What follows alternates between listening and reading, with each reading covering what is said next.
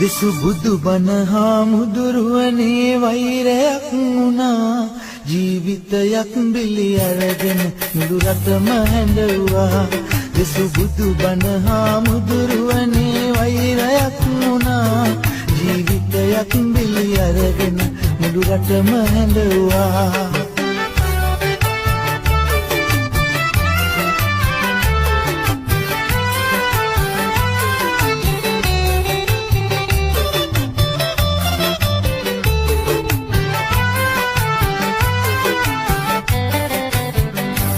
ලොව උතුම්ම ධර්මය අපේ ශ්‍රී සද්ධර්මයමයි. විසදිතු අදහස් නුමතුව වෙනසෙන්නේ නිසයි.